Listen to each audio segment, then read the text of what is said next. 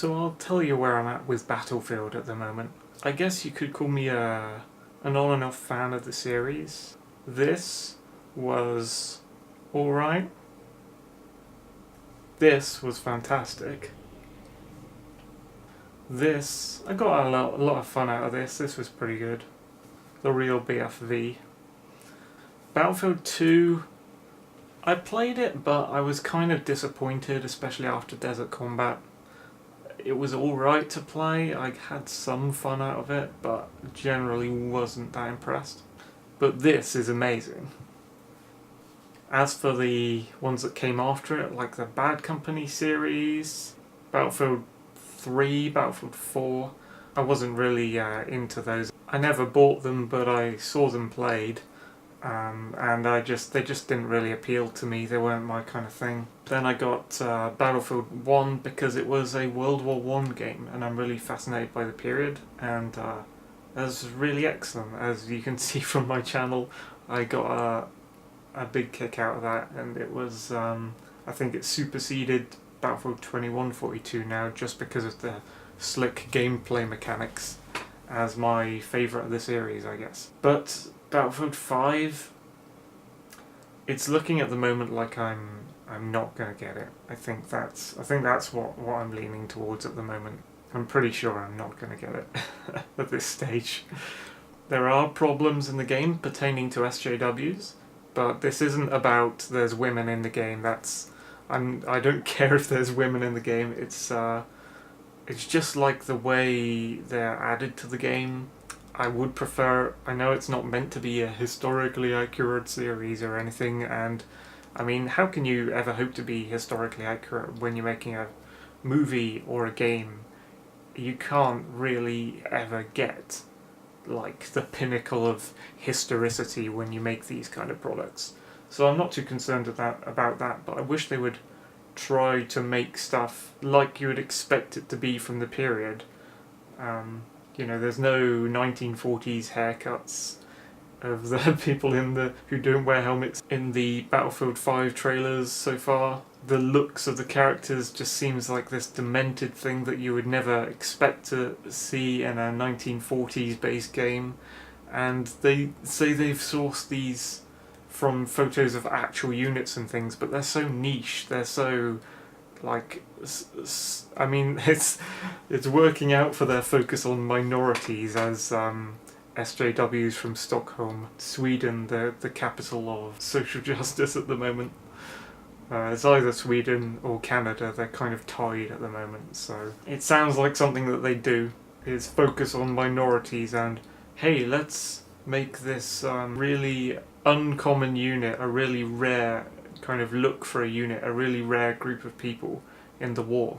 Let's make it into something that was common. Make it seem like it was more common, seem like it was more mainstream, when in actual fact that wasn't the truth of history. And it just kind of, it messes with people's view of history. I know that when you're looking into history you should get your sources from books and things, not Wikipedia, not anymore, but you know, books from the past and such like, not rely on games for such things. But at the same time, all these different medias and things attempt to present history, and the normies, the people who are, I guess, less literate with looking into things, especially politics, can fall for things a lot easier, and that can become their worldview, you know, in their head, is like, well, this is what all the movies I've seen of this event from history show it as, so that's how I see it in my mind, you know. It's not that children necessarily play Battlefield games, although I think there's probably a huge portion of children that do, but just people in general who don't realise that most portrayals of history within media, like games or films or books, are not necessarily going to be true. It's kind of irresponsible to keep pumping out media that does this, like fakes a view, because then we'll have to just, I don't know, maybe we should be teaching the normies that you shouldn't get any historical knowledge whatsoever from films and TV and games. Just nothing. Ignore it all. Ignore documentaries even, because everything's got such a twist on it. I think that's probably an ideal teaching of history, to be honest. But I think people were just pissed off that all these ideas were being thrown around for what Battlefield 5 could be, because it didn't start out as a World War II game.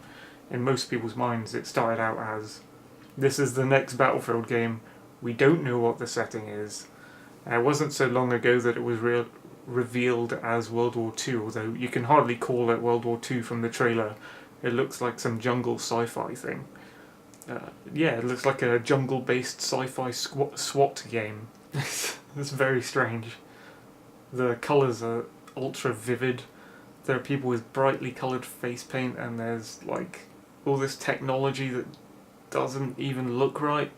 It does look sci-fi. Yeah, the setting has only recently been decided, as it were. And a lot of people were throwing around things like, could it be the next Battlefield 2142, which I would have loved?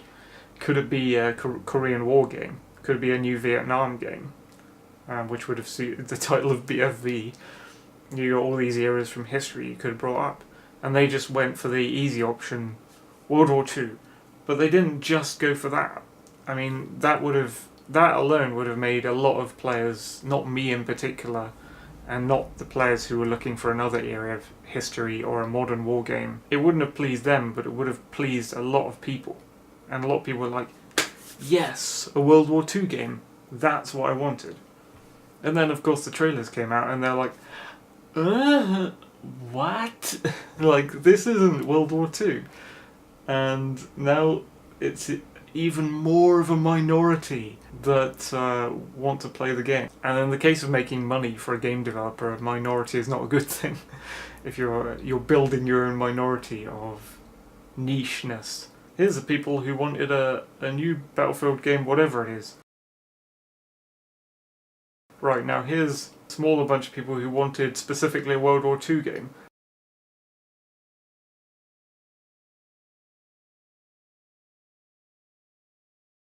Right, now here's an even smaller bunch of people who are okay with it being like a World War II game, but having none of the hallmarks of being a World War II game at all.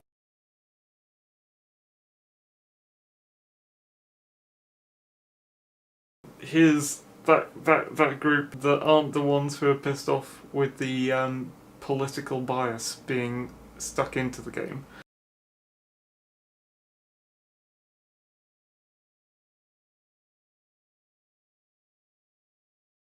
And now here's even tinier group that survived that onslaught of Patrick Soderlund and I think it was Alan Kurtz. Patrick Soderlund and Alan Kurtz, one of the two, I haven't quite worked out which one, was basically, I mean, they were both kind of flaming the fans who were going to buy their product, but one of them was saying, like, oh, I talked to my daughter, and my daughter was getting puzzled at why there are so many people not buying your game, Daddy, and why are there girls in games like Fortnite and girls in other games, but they don't want girls in your game, Daddy.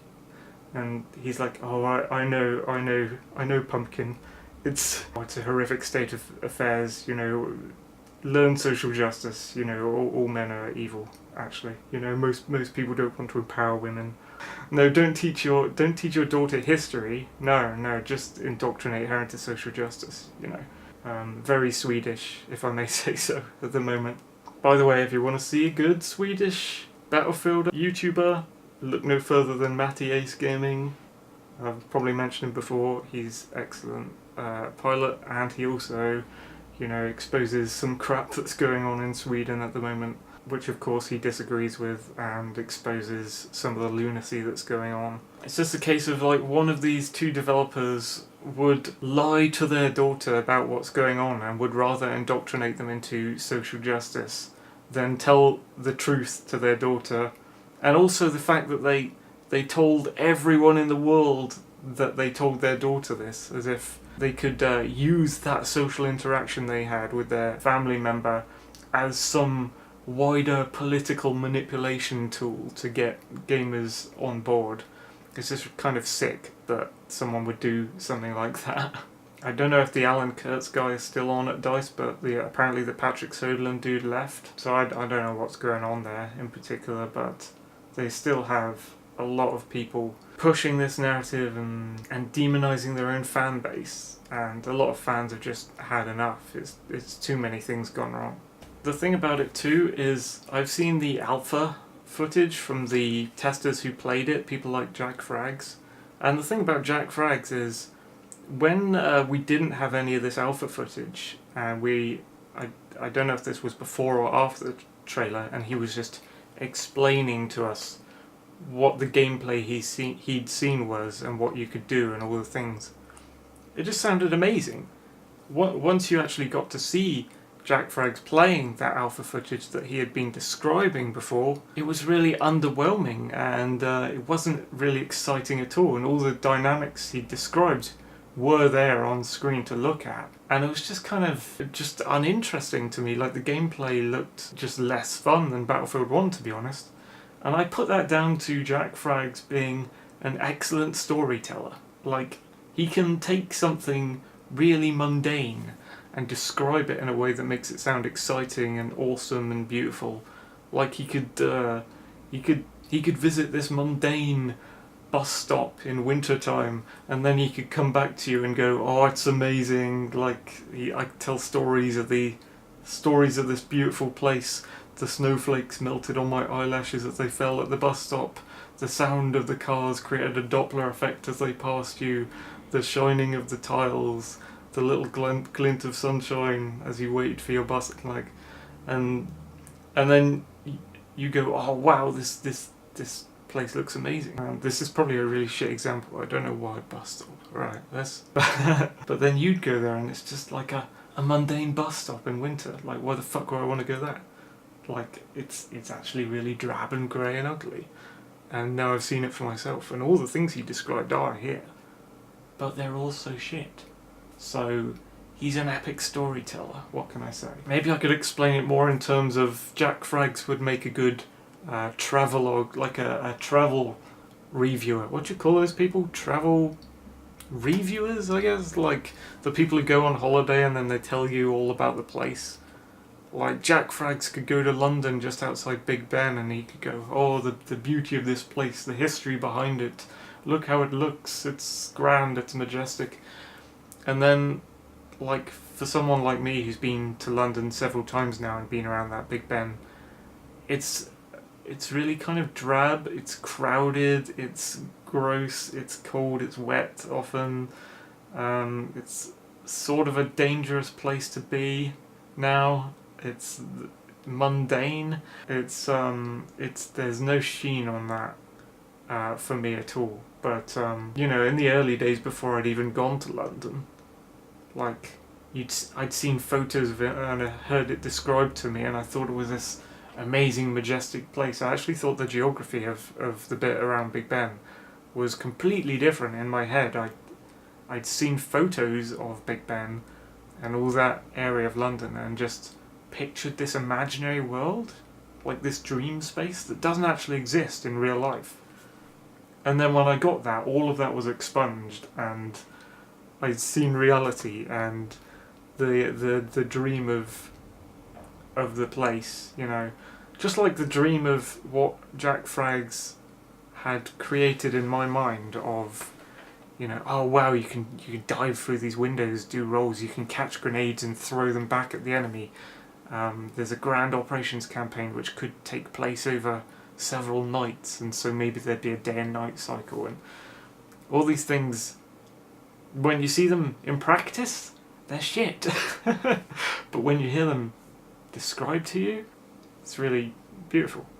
But that's just a fiction, you know, it's just a dream. I think if it spent more time in development, like it spent a year or more in development time, and wasn't just like straight after Battlefield 1, now we're going to release this second, you know, this sort of sequel to Battlefield 1 called Battlefield 5. Bam! It's like, we've done it now. Did you give it enough time to do it? And clearly they haven't given enough time to build this game. And the political stuff did not help at all on top of that. Yeah, so it's not looking good. And I think the whole get woke, go broke thing is definitely a reality.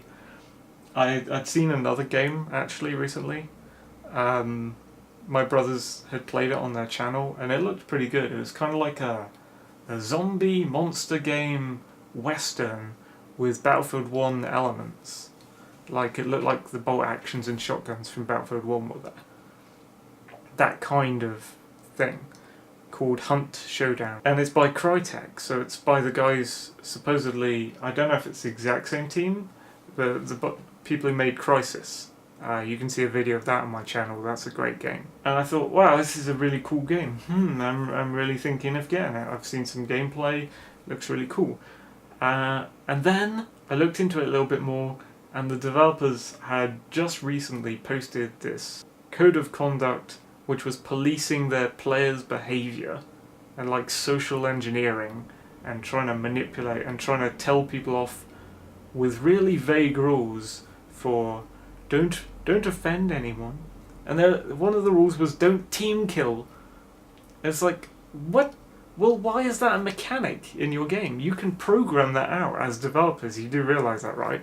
Battlefield 1 has no team killing. I don't know if it has it in the hardcore mode, but in general, the basic modes, it has no team killing, and it works fine. So surely, if you didn't want people to team kill, why would you make it a mechanic in your game? Because if it's like, you're not allowed to do this thing, don't fucking do this thing, or we'll ban you. But it's something that can happen in the game. Why would you put that in the game? That baffles me about so many games. Like, if you don't want something to happen in your game as a developer, you have the power, as a developer or programmer, to program that out, to add constraints so it physically doesn't happen. If you don't want people flaming each other in voice comm in your game, then don't put voice communications with microphones, like push to talk, don't put that in your game.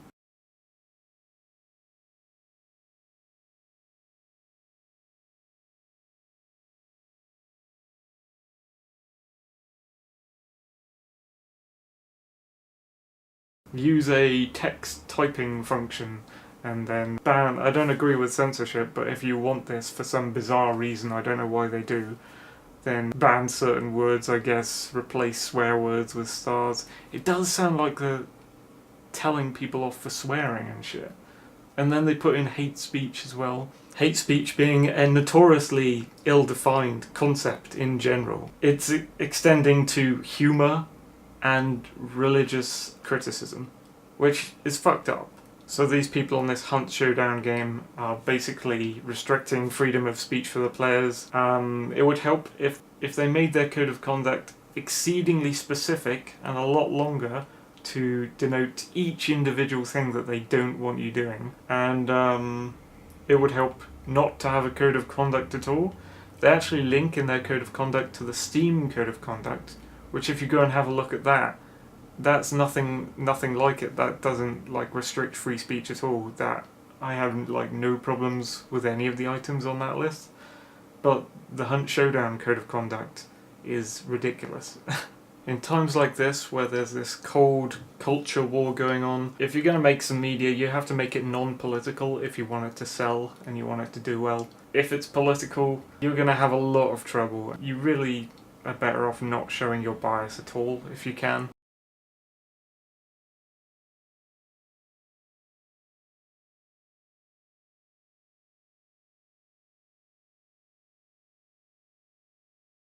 Because things are pretty bad politically in the world right now. And people are corrupting old artworks and media that people used to love.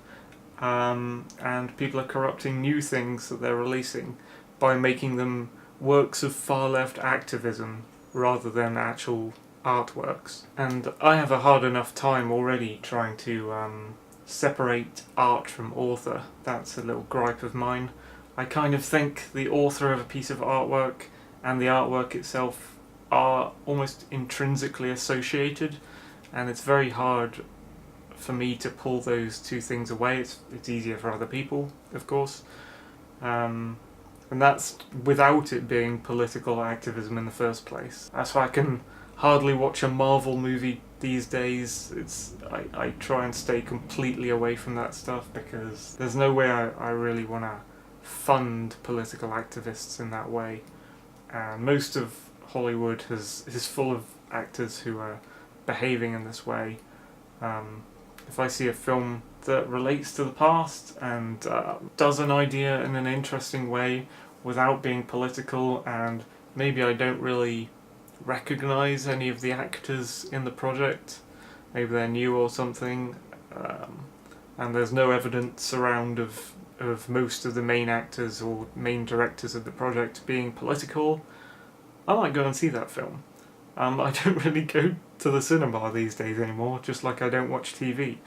It seems everything good and worth watching is on the internet, whether it be news, movies, documentaries, or technically radio, I guess, which is what I use podcasts and live streams and things for. It's all on the internet now. It's a whole new alternative media, and I don't think I'd have ever turned away from the mainstream media if the culture war and all this politicisation from the regressive left happened. I find it hard watching old films I used to love. There's a lot I can still watch, but there's a lot I can't really watch. I was watching the Bond films the other day and I got to GoldenEye, and my god, that film has a lot of political bias in it. I never noticed it before this watching. I don't know how many times I've watched that film, quite a lot of times I imagine, but I haven't noticed till now that it was not so subtly trying to push a viewpoint, shall we say. That all of the films leading up to that particular movie hadn't done, bar a few mishaps here and there in the Roger Moore days in the Deep South. Doom Eternal looks pretty good. There was only a few lines in that, but it was kind of politicising in the other direction. I guess that's why a lot of us kind of liked it. But, we shouldn't really like it for that reason. Ideally it'd be non-political, but I guess it was a little jab at the craziness of the SJWs. And in the same way, Kingdom Come Deliverance, I think the studios were pretty anti-SJW, but that politics probably shows up in their work too. It would be good if we could move back to a time of completely non-political, non-activist. I don't know if that time even existed, but if we could produce more content that is like that for the entertainment purposes, then that'd be a lot better to buy and chill out to. For all people, broad appeal. Anyway, I do enjoy what they've done with BF1. Still liking that game, still going to play it. But I think I'm going to vote with my wallet, and I don't think I'm going to buy BF5. So, there we go.